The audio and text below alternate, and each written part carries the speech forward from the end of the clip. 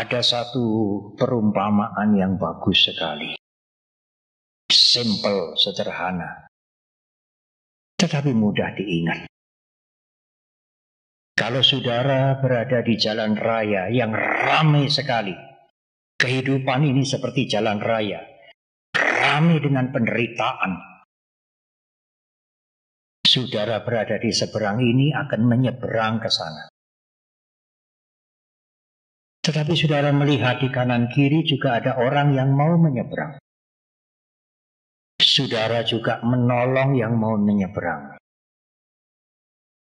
Ayo, kita nyeberang bareng-bareng. Menolong yang lain untuk menyeberang. Kalau yang ditolong ini berhasil menyeberang di jalan raya yang sangat ramai itu, saya ulang sekali lagi, kalau yang lain kanan kiri ini berhasil ditolong menyeberang, saudara yang menolong itu otomatis juga sudah ikut menyeberang. Bukan saudara sendiri yang menyeberang, yang menyeberangi lalu lintas penderitaan. Kalau saudara menolong yang lain untuk menyeberang, menolong yang lain menyeberang, dan yang ditolong ini berhasil ke seberang, saudara sudah tentu ikut menyeberang. Itulah yang dilakukan oleh guru agung kita. Bukan hanya dirinya yang bebas dari penderitaan, tetapi mengajarkan banyak orang untuk juga bebas dari penderitaan. Selama 45 tahun. Ibu, bapak, dan saudara, sekarang adalah waktu, meskipun hanya singkat bagi kami. Lalu Bante, apa yang menjadi sebab penderitaan itu? Sebab penderitaan adalah nafsu, keinginan. Jadi orang tidak boleh punya keinginan, Bante. Boleh. Siapa yang melarang? Tetapi keinginan yang sesuai dengan takaran. Kalau Anda mempunyai keinginan yang tidak sesuai dengan takaran, keinginan yang tidak terukur, keinginan itulah sumber penderitaan. Yang Anda, yang kita buat sendiri, bukan dari luar. Oleh karena itu guru agung kita mengingatkan kepada kita, kalau engkau sekalian ingin bebas dari penderitaan, mengurangi penderitaan, bebas dari penderitaan yang pertama adalah haruslah berhenti berbuat jahat. Karena kejahatan itu membawa penderitaan, mengakibatkan penderitaan. Bukankah ajaran ini universal, ibu bapak saudara? Tidak usah diberi embel-embel, ini ajaran agama Buddha, tidak usah. Anjuran berhentilah berbuat jahat. Karena kejahatan merugikan orang lain dan menghancurkan diri Anda sendiri. Kejahatan membuat penderitaan. Bukankah ini anjuran untuk semua orang? Iya, termasuk presiden-presiden dunia itu. Yang suka berperang, suka membuat kehancuran, membunuh banyak sekali manusia. Berhentilah berbuat kejahatan. Karena kejahatan mengakibatkan penderitaan. Berhenti berbuat kejahatan itu membuat keinginan terukur. Karena kejahatan juga bisa memberikan iming-iming kenikmatan. Kejahatan bisa memberikan menjanjikan kesenangan. Orang tertarik melakukan kejahatan, membunuh, menyakiti, korupsi, mencuri, selingkuh, berbohong karena memberikan kenikmatan. Berhentilah berbuat jahat, karena akhirnya, ujung-ujungnya, kejahatan itu berakibat penderitaan. Kemudian guru agung kita melanjutkan, haruslah mempunyai pikiran yang tenang. Kalau pikiran Anda kemerungsung, kalau pikiran Anda ribet, Anda tidak bisa mengukur, melihat tujuan ini benar atau tidak, bermanfaat atau merugikan. Pikiran yang kacau tidak bisa melihat yang jernih. Pikiran yang tenang akan melihat yang jernih. Oh, ini buruk. Oh, ini merugikan. Ini baik, ini bermanfaat. Orang yang pikirannya tenang, dia bisa mengukur keinginannya, supaya keinginannya tidak menjadi nafsu. Meskipun keinginan baik, kalau menjadi nafsu, itu adalah sebab penderitaan. Anda punya keinginan yang baik, tapi tidak sesuai dengan ukuran kemampuan Anda. Anda harus menakar diri Anda sendiri. Saya mampu atau tidak. Meskipun itu baik. Kalau Anda tidak mampu, Anda paksakan, timbullah keserakahan, timbullah kejengkelan, timbullah kemarahan. Itu penderitaan. Tetapi bagaimana Bante membuat batin ini tenang? Cobalah melatih meditasi. Ajaran Guru Agung Buddha Gautama sangat kaya dengan meditasi. Kalau kami di wihara membuat program meditasi, yang ikut meditasi saudara-saudara kami lintas agama.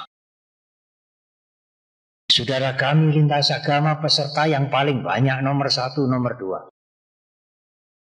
Umat Buddha biasanya nomor 3. Mungkin sudah merasa pintar meditasi, atau mungkin malas meditasi. Justru saudara kami umat beragama yang lain ingin meditasi. Meditasi membuat batin ini tenang. Anda harus melatih itu sebagai umat Buddha. Sayang kalau sebagai umat Buddha tidak mengerti dan tidak pernah melatih meditasi. Meditasi itu membuat pikiran ini menep. Kalau pikiran itu menep, maka pikiran itu jadi bening. Kalau pikiran itu bening, Anda bisa melihat dengan jelas. Bagaimana kalau air itu butek, keruh, Anda tidak bisa melihat apa-apa. Buatlah air pikiran itu menep, bening. Meskipun hanya sementara, tidak apa. Ada cara untuk membuat lerem, menep, bening, supaya air itu menjadi jernih. Air pikiran kita. Yang ketiga, Guru Agung kita mengajarkan kepada kita, harus siap menerima perubahan. Kalau Anda tidak siap menerima perubahan, Anda sangat menderita. Bante, saya sudah tidak berbuat jahat. Bagus. Bante, saya sudah senang beramal, berbuat baik, mulia. Tetapi apakah orang baik itu tidak menjadi tua, saudara? Apakah orang baik itu tidak akan pernah sakit? Orang baik sekalipun juga akan menjadi tua, akan menjadi sakit. Apalagi kalau usia sudah lanjut, sakitnya berganti-ganti. Kalau masih muda dengan masih muda ketemu, kamu kerja di mana sekarang? Kamu kedudukanmu apa? Tapi kalau sudah tua ketemu tua, obatmu sekarang apa saja? Saya minum pil ini, minum pil ini. Saya kena kencing manis. Sudah suntik belum? Pameran obat. Pameran penyakit.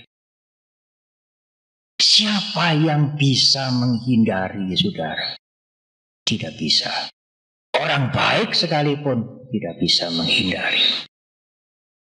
Akhirnya kematian.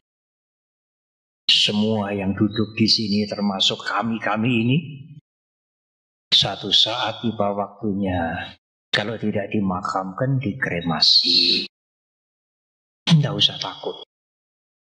Takut juga akan terjadi. Jadi buat apa takut? Apakah kematian tidak wajar? Apakah kematian ini spesial untuk segelintir orang? Tidak. Apakah kematian itu istimewa? Tidak. Kematian adalah wajar. Termasuk Guru Agung Buddha Gautama juga mangkat. Hanya kemangkatan beliau kemangkatan yang sempurna. Parinibbana. Jadi bagaimana Bante? Siap menerima perubahan. Apakah menjadi proses menjadi tua, sakit, dan kematian? Kalau Anda tidak siap menerima perubahan, proses itu menjadi penderitaan. Kalau Anda siap menerima perubahan, sakit, tua, mati hanyalah perubahan. Proses wajar. Yang wajar tidak harus membuat penderitaan. Wah, ya sulit Bante. Kalau masih muda ya ingin muda terus. Kalau sudah senang ya ingin senang terus. Kalau sudah berpangkat ya ingin berpangkat terus.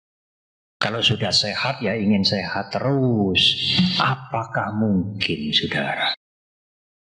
Nah, kalau sudah tua bagaimana? Ingin tua terus. Tidak ingin mati. Apakah mungkin, saudara?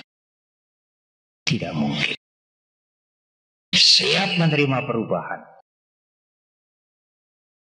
Suatu ketika kehidupan saudara menurun. Ekonomi sekarang menurun. Efisiensi di mana-mana dan lain-lain dan lain-lain. Hadapi itu sebagai kenyataan. Apa toh saudara yang abadi di dunia ini apa? Tidak ada sama sekali.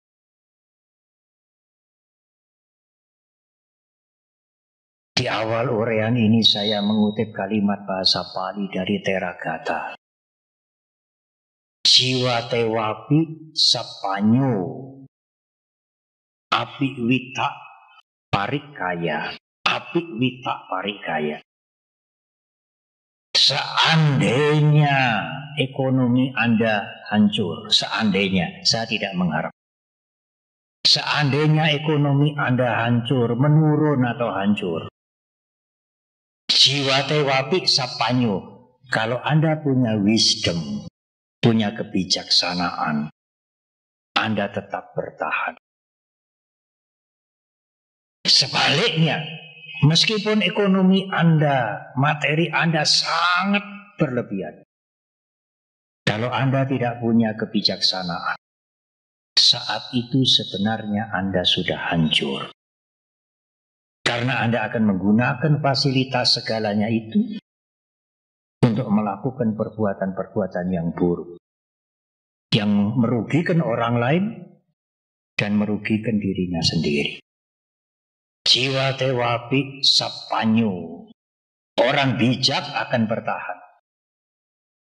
Api wita parikaya, meskipun kondisi hidupnya sedang menurun. dia bisa bertahan. Salah satu kebijaksanaan yang harus kita pegang adalah siap menerima perubahan.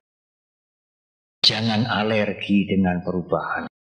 Perubahan kesehatan, perubahan usia, perubahan tinggal, perubahan perasaan, perubahan pikiran, perubahan kedudukan, perubahan ekonomi, perubahan keluarga, segala macam. Dan akhirnya perubahan hidup ini menuju kematian. Siapa yang bisa menyangkal kasunyatan ini, Ibu Bapak dan Saudara? Apa yang dibabarkan oleh Guru Agung Buddha Gotama ini, kenyataan yang saudara bisa lihat setiap hari. Perubahan. Umur tua, sakit, kematian. Umur tua, sakit, kematian. Berpisah dengan orang yang dicintai. Bertemu dengan orang yang tidak disuka. Kegagalan, kekecewaan. Itulah penderitaan. Kalau saudara mempunyai pikiran yang tenang, saudara akan menghadapi itu dengan bijak. Semuanya itu tidak kekal.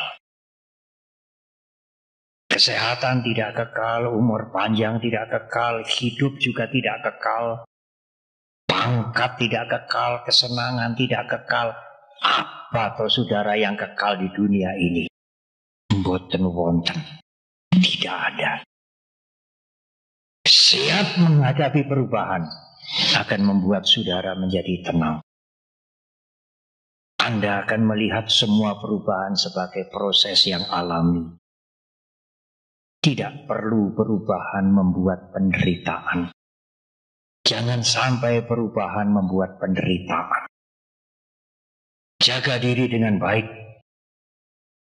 Punya keinginan yang terukur, punya batin yang tenang, dan siap menerima perubahan.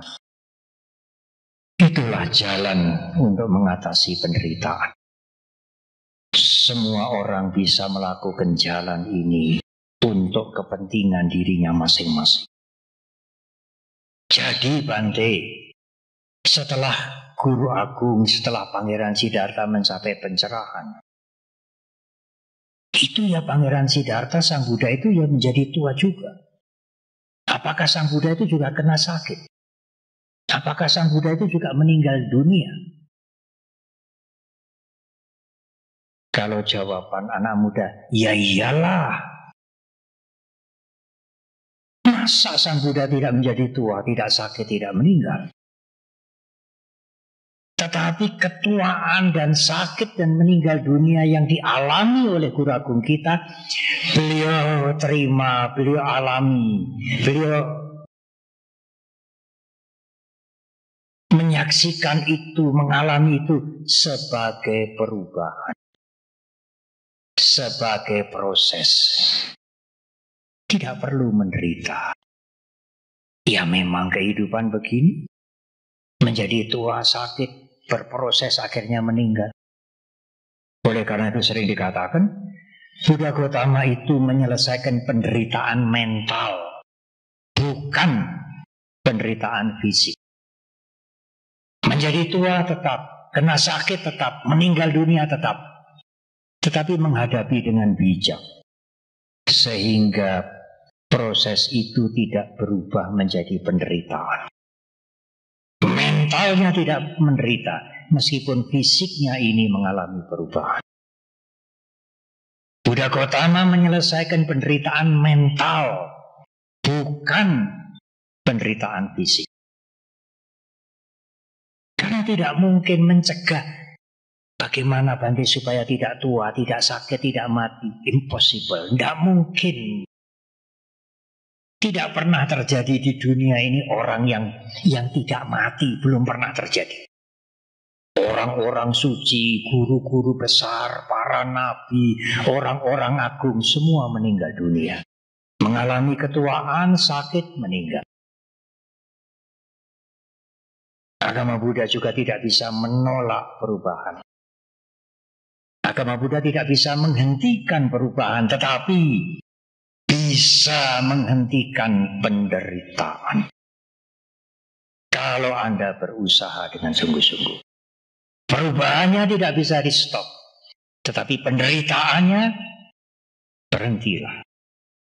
Kalau Anda mau berusaha. Menghentikan penderitaan tidak bisa dimohon. Menjaga diri jangan berbuat jahat tidak bisa diminta. Anda sendiri harus berusaha. Saya tidak akan berbuat jahat. Anda mau minta pada siapa? Perubahan tidak bisa dihentikan. Perubahan tidak bisa di stop. Tetapi penderitaan bisa dihentikan. Dan guru agung kita mengajarkan cara untuk menghentikan penderitaan. Meskipun perubahan berjalan terus. Karena perubahan tidak bisa dihentikan. Ibu, bapak, dan saudara, saya ingin menutup dengan kalimat ini, tetapi, masih ada tetapi. Kalau seseorang sudah membersihkan kotoran batin, keserakahan, kebencian, iri hati, dendam, dan keakuan, pada saat meninggal, dia tidak lahir kembali. Tidak mengalami tua lagi, tidak mengalami sakit lagi. Tidak mengalami kecewa lagi. Tidak mengalami penderitaan lagi. Tidak mengalami mati lagi. Karena matinya mati yang terakhir. Guru agung kita menyelesaikan sekaligus penderitaan mental dan penderitaan fisik. Karena kalau sudah meninggal tidak lahir kembali, fisiknya juga tidak menderita lagi. Kalau kotoran batin belum habis, meninggal lahir kembali ya mesti berproses lagi. Jadi tua lagi, sakit lagi, kecewa lagi, timbul nafsu keinginan, bosan, marah, lalu meninggal lagi, menderita lagi. Menderita fisik, menderita mental. Tetapi kalau kematian ini selesailah, sudah. Tidak lahir kembali. Tidak mengalami penderitaan lagi, tidak mengalami tua lagi, tidak mengalami sakit lagi, tidak mati-mati lagi. Maka ajaran guru agung kita menyelesaikan dua penderitaan sekaligus. Penderitaan mental selesai, penderitaan fisik juga selesai. Itulah yang disebut dengan parinibbana. Selamat merayakan Triwaisakha Puja tahun Buddhis 2569. Semoga kita bisa terbebas dari penderitaan. Sabe sata sabaduka pamujantu. Terima kasih.